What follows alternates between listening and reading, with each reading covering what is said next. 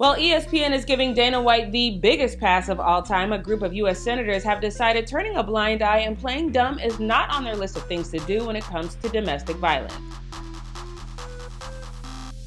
What's up, everybody? Jackie Ray here. Welcome back to the Fumble. I hope you are having a fantastic start to your new year. And if you're new here, bars, make sure you hit that subscribe button and that notification bell. Now, if you're a fan of ESPN, you know that across the board, they rip athletes for their mistakes that they make in their personal lives.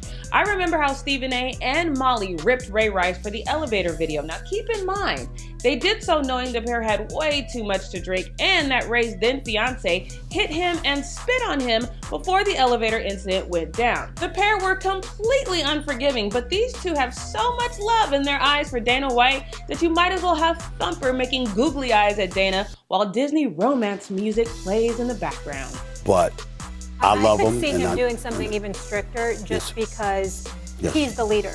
You know, and he's the leader of men. So just to your point, not just what's enacted to a fighter, but maybe a little stiffer. Sure. Because he's the head. I just want to say a couple of things. They talked about being drinking heavily. Yeah. When you're under the influence, not shining moments, often people don't make their best decisions. So in that sense, it's a cautionary tale. Yep.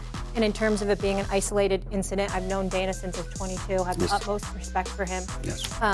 And I don't judge people by their worst moment. I agree with you on that punishment part.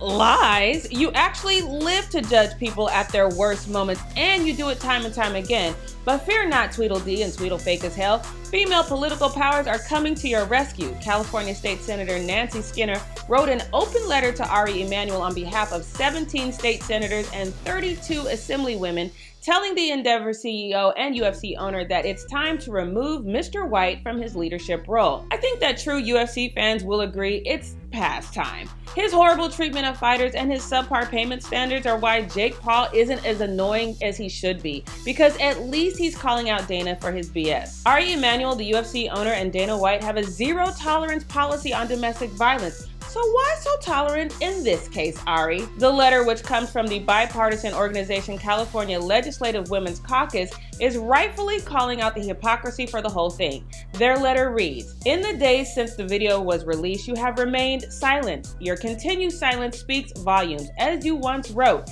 silence and inaction are not an option. We agree and we are urging you to take immediate action." But you know they won't, and quite frankly, unless you haven't paid attention to the UFC, specifically how Dana White moves, you know why.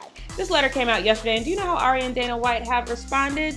With continued silence, and I doubt that will change. Nevertheless, Molly and Stephen A., your for sale sign is showing. Do better.